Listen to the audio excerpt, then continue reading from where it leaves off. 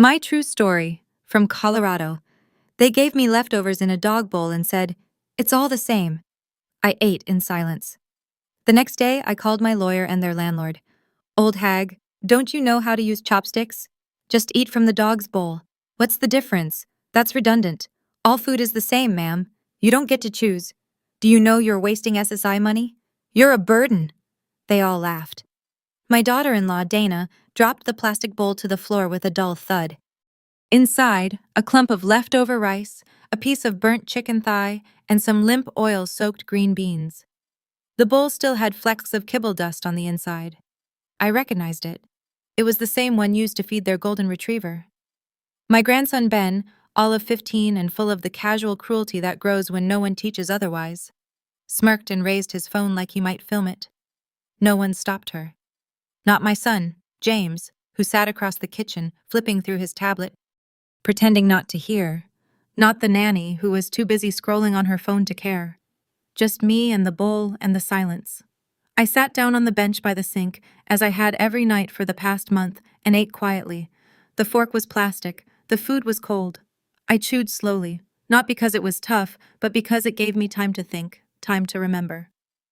3 years earlier, I would have been sitting at my own dining table in my own house with my husband carving roast lamb and asking if I wanted another glass of wine.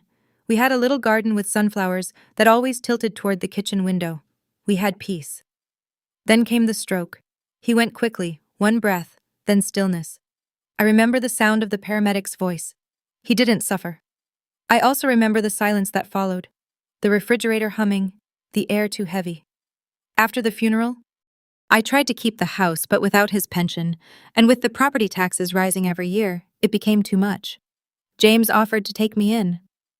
"Just until we figure something out, Mom," he'd said. Dana was there nodding and smiling in that way women do when they are performing patience. I agreed. We sold the house. Most of my furniture was donated. My dishes, my books, my framed wedding photo, boxed up and forgotten. At first it was fine. They gave me the guest room. We had dinner together. Polite conversation. I helped with the laundry, folded towels, walked the dog. Then slowly things changed. Dana began making comments about how much electricity I used. James stopped involving me in family discussions. Ben complained that my presence made the house feel like a hospice. The guest room became a storage room. I was moved downstairs to the unfinished basement. "It's quieter down there," Dana had said. "Better for your blood pressure." Now I slept beside the furnace under a thin blanket, listening to the thump of footsteps overhead, like a reminder I no longer belonged to anything. The dog bowl was new.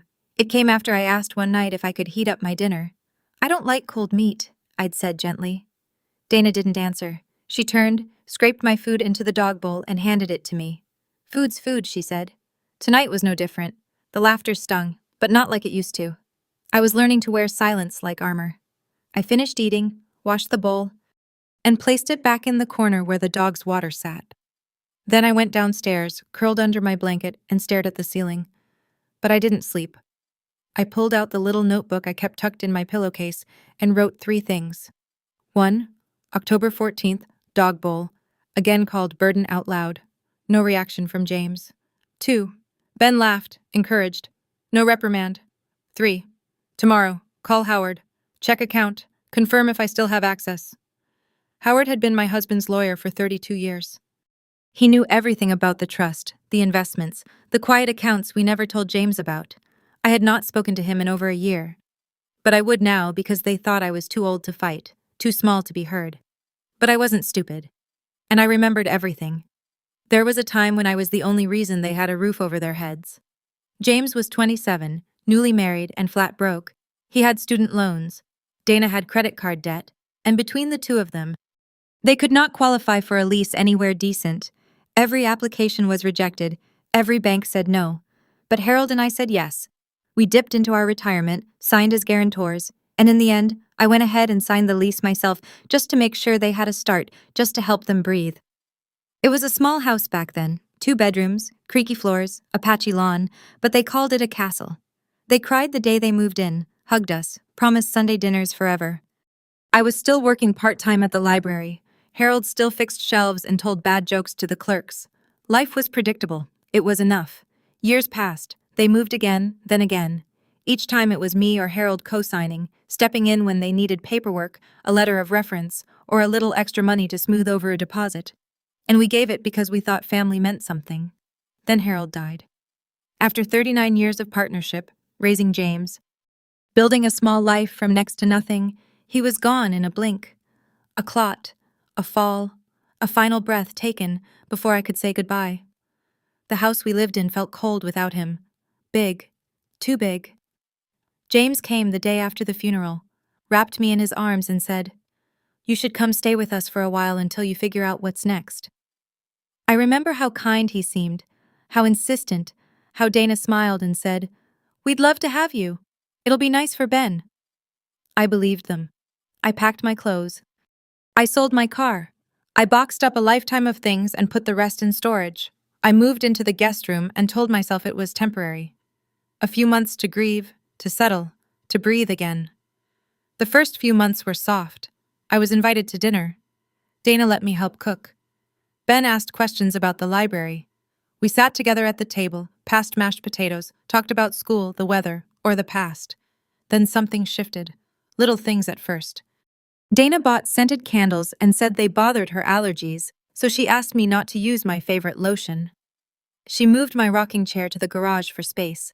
Ben started sighing when I walked into a room. James got quieter. Then came the isolation.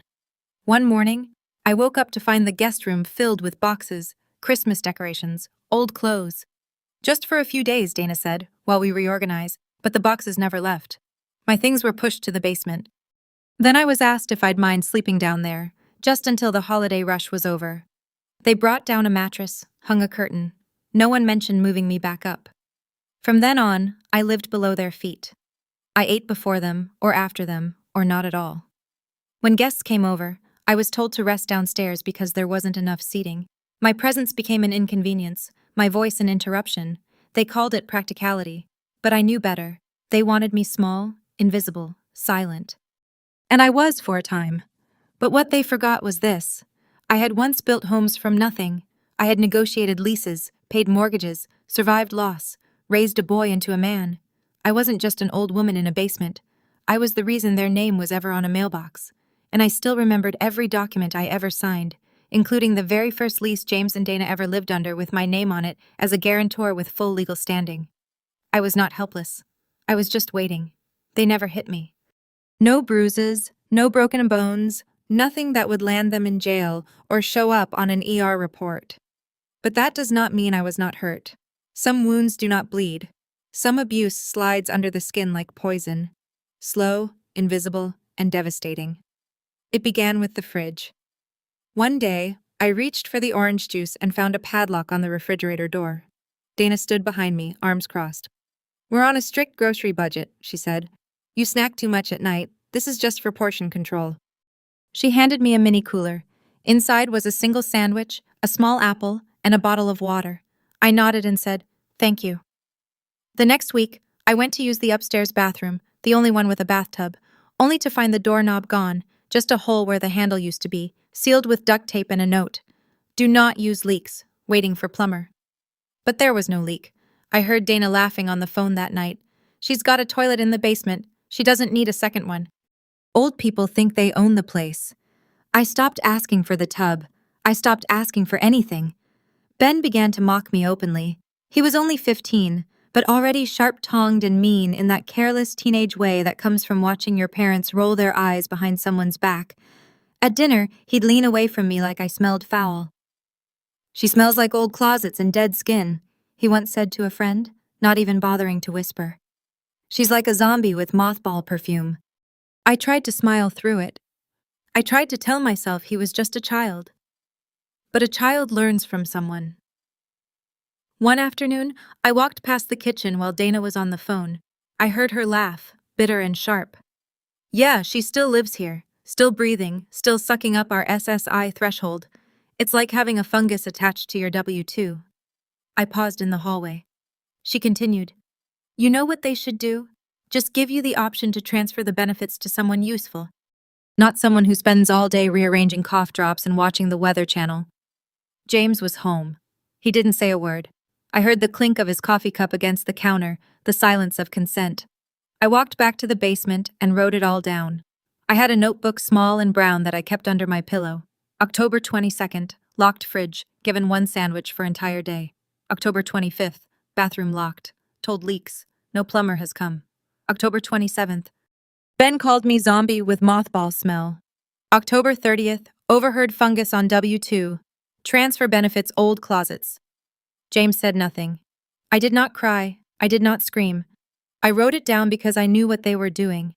It was called invisible abuse, the kind that does not show, the kind that people think is too petty to matter. But it mattered. Every lock, every insult, every snide remark, it built a wall around me brick by brick until I was no longer a grandmother or a mother or a person. I was a liability, but I was still listening, and I was still documenting. And one day those little notes would become evidence, because what they did not understand was that silence is not surrender. Sometimes it is strategy. The morning after the plastic bowl incident, I took my tea slowly. Not because I was tired, but because I needed silence to plan. Dana was out. Ben was still in bed. James was at work. I had the house to myself for 90 minutes. I walked to the back corner of the basement and pulled out the shoebox where I kept old phone numbers, tax documents, and handwritten notes from the days when Harold and I still balanced ledgers together over the kitchen table. Howard's card was there, pressed between a receipt for prescription glasses and a clipping from Harold's obituary. I dialed. "Margaret," came the voice, growly but sharp.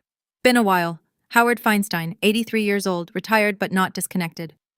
He had been Harold's attorney, financial advisor, and poker buddy for 30 years. I told him what had happened. I told him everything. He didn't gasp. He didn't pity me. He listened like a man who had seen this before. "I'm going to look into your accounts," he said. "No moves yet, just eyes open." 3 days later, he called back. "Margaret," he said, "do you remember the Vanguard account Harold opened in 1998? The one you both signed?"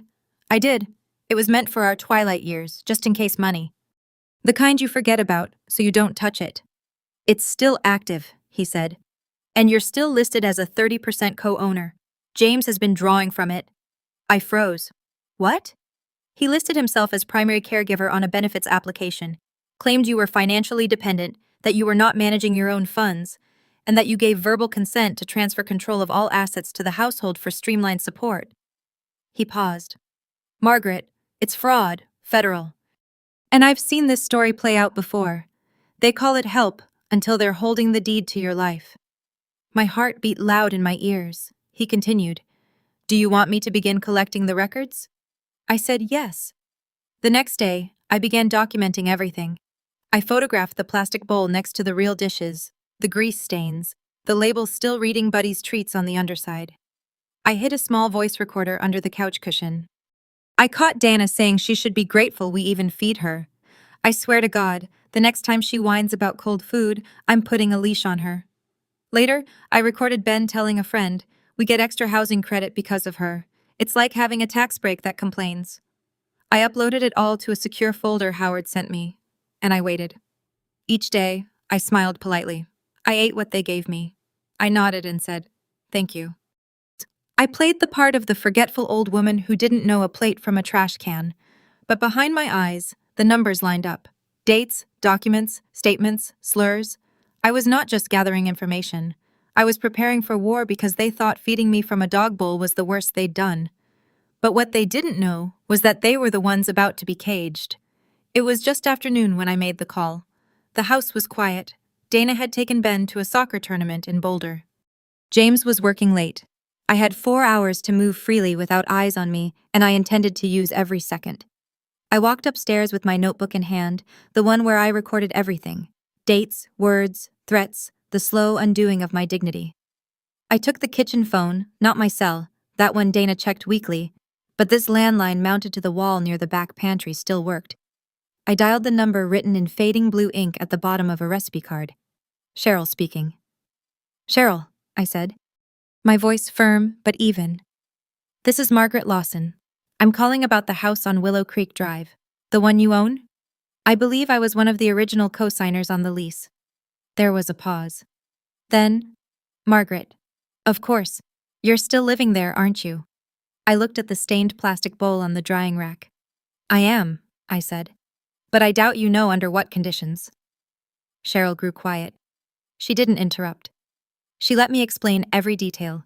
The padlocked fridge, the isolation, the bathroom I was banned from, the basement room that was really a furnace closet, and most importantly, the illegal tenant. "I'm sorry," she said slowly. "Did you say tenant?" "Yes," I said.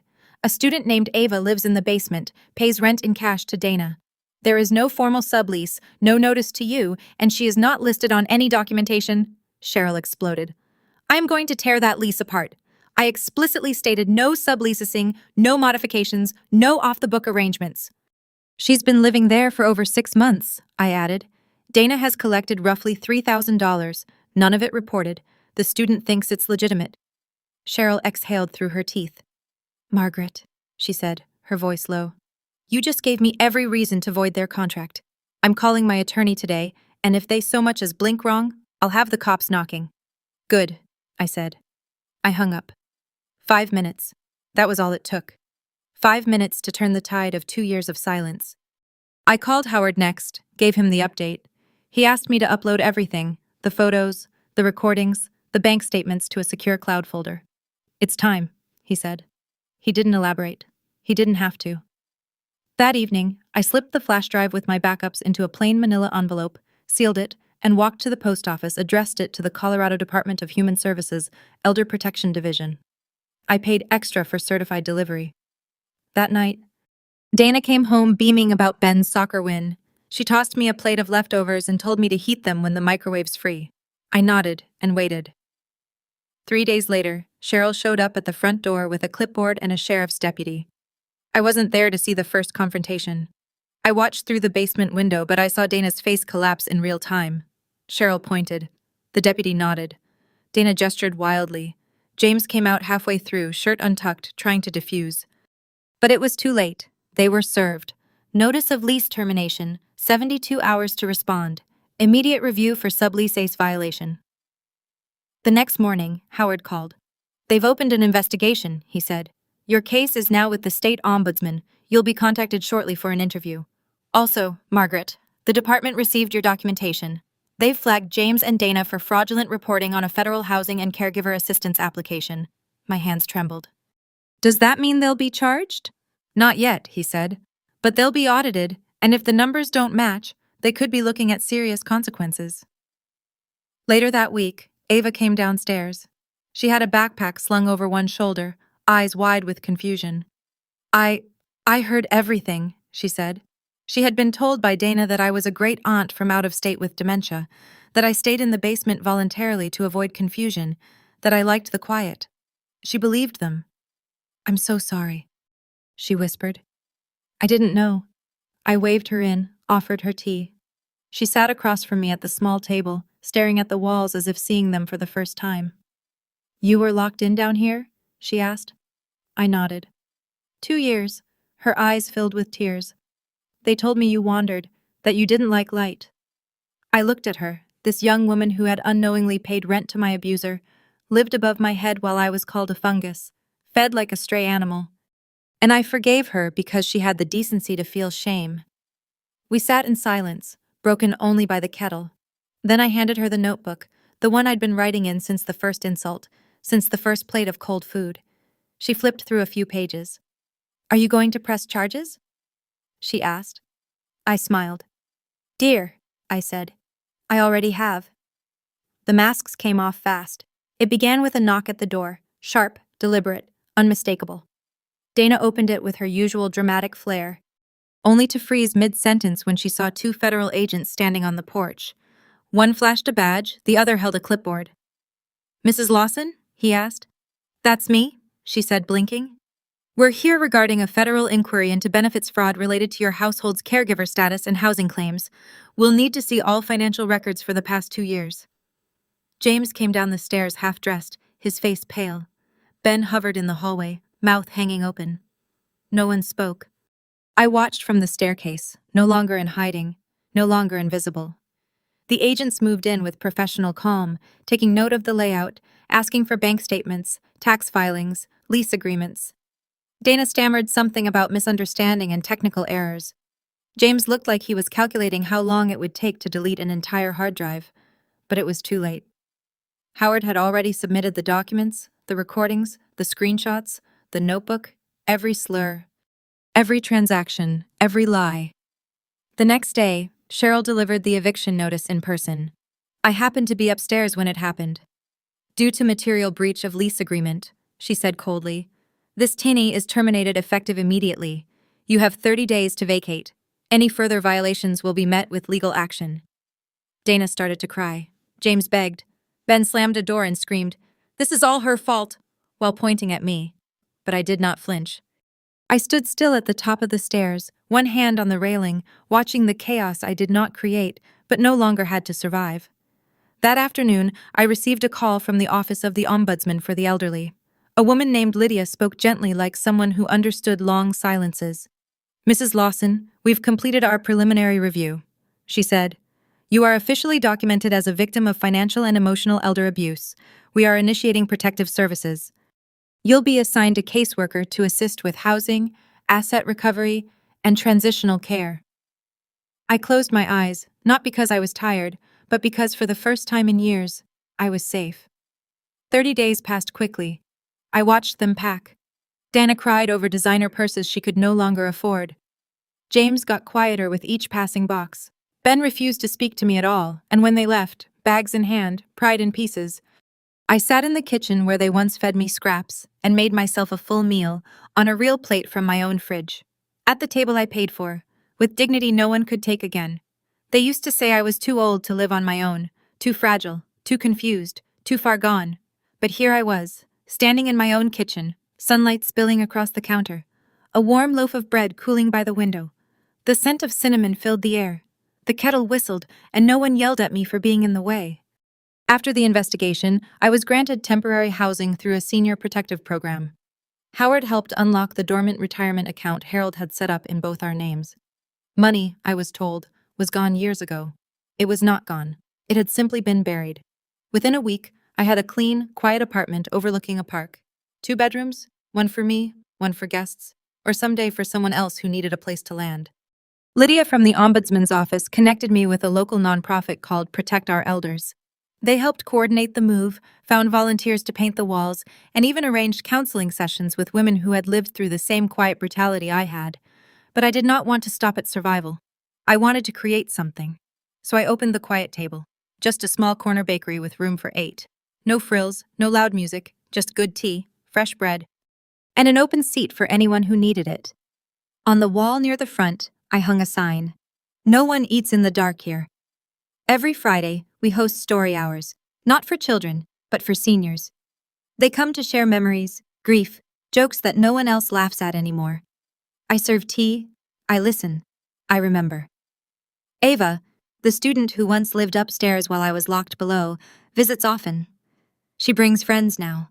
They sit with the women and ask questions that matter. They learn what silence costs and what listening can restore. And me, I eat on real plates with real forks. At a table I set myself because I no longer eat in the dark, and I never will again. 1 year later, the quiet table was more than a bakery. It was a refuge. Every morning, the smell of honey biscuits and buttered scones spilled onto the street. Locals came not just for food, but for breath, for pause, for permission to be human in a world that often forgot how. The walls were lined with photos, not family portraits or award plaques, but candid snapshots of real life. A man helping his mother tie her scarf, a woman writing a letter she never intended to send, a boy hugging his grandmother after school. People didn't come for coffee. They came to be seen. I had become something of a host to the invisible, the widows, the overlooked, the overworked caregivers who were once daughters and now just dishwashers in their own homes. The women who carried grief like groceries, tightly pressed to the chest, so no one could judge them for how heavy it had become. We started a weekly gathering called Speak Even Softly. No microphones, no stages, just a long table, a warm kettle, and a question written on a chalkboard. What's something you wish they'd asked before you gave everything? What did silence cost you? What would you tell the girl you used to be? They came, they answered. Some stayed until the light faded from the windows. Others just left notes in the jar by the counter. Sometimes folded tightly, sometimes scribbled angrily. I wanted someone to stop him. I gave up law school to change his diapers. I don't know who I am when I'm not taking care of someone else. And through it all, I listened. That was the lesson, really. They said I was too far gone, that I would not notice the bowl I ate from, the door they locked behind me. The way their voices tightened when I entered the room, but I noticed everything, and I remembered it all. Then one afternoon the front bell chimed, the soft ring we installed to signal new stories at the door, and in walked Ava, older, confident, eyes brighter. She held a tote bag worn at the corners and a folder tucked inside. "I came to thank you," she said. She stood by the counter as if unsure whether to order or apologize first. "You didn't owe me anything," I told her. "But you changed everything," she said. She was finishing a degree now, social work, with a focus on elder care and intergenerational trauma. She wanted to start a resource hub for students with unstable housing, the kind of thing she wished she'd had back when she lived in a stranger's basement, unaware that a woman was being imprisoned behind the furnace. "I want to work here," she said, "even just part-time, just to learn from you." I didn't answer right away. I poured her tea. "Honey mint." "Harold's favorite." She sipped. She smiled, and I saw in her the beginning of something that had taken me a lifetime to build. "Of course," I said. "You'll start next Monday." She became our best listener. She memorized the regulars' drinks. She read their body language like Braille, and when someone cried, she didn't offer tissues. She sat beside them until they breathed again. At the end of each shift, we would sit together near the window. She would ask questions. I would share what I knew. Not wisdom exactly, just memory, just proof that even the ones they call too far gone can become the ones who show the way forward. One afternoon, she brought in a box. Inside were 3 thick binders and a handful of printed flyers. "I'm starting the project," she said, "the one I dreamed of. It's called the Second Room. It's going to be a center for students who have nowhere safe to sleep, nowhere to land when family isn't family." She paused.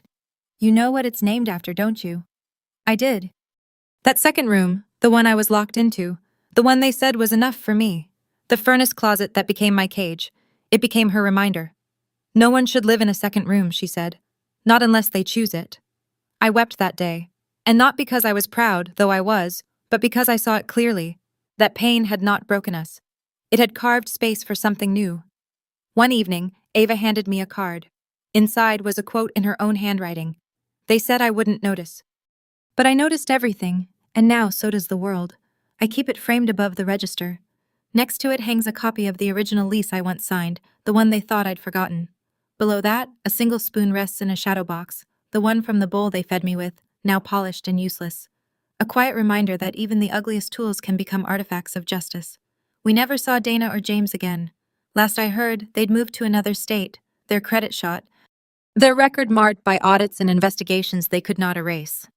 Ben had dropped out of school, apparently blamed his failures on family drama. But I didn't chase the ending. I let the story rest because I was building a better one. On the first anniversary of the Quiet Table, Ava surprised me. She and the women from Speak Even softly gathered to unveil a new installation at the back of the bakery. A bookshelf filled with blank journals, each with a small label inside that read, "For the stories no one let you tell." Customers can take them freely, or fill them and return them or burn them if that's what it takes. Healing looks different for everyone, but it begins with being allowed to speak. And me, I still bake, I still serve, I still sit at the window and sip tea while watching the morning unfold. But most of all, I still listen. Because silence is no longer my prison. It's my promise that no one else will be fed in the dark. That no one else will believe they are too far gone because now they know better. Now so does the world. The first snow of December came early that year, thick, soft, and quiet. Like a forgiveness, the sky had been holding in. I watched it from the window of the Quiet Table, my fingers wrapped around a mug Ava had gifted me. It said, "World's toughest soft-spoken." That winter marked 2 full years since I left the basement behind. 2 years since I ate out of a plastic bowl meant for a dog. 2 years since I stopped being erased and started being remembered. But now something else was beginning. Ava was getting married.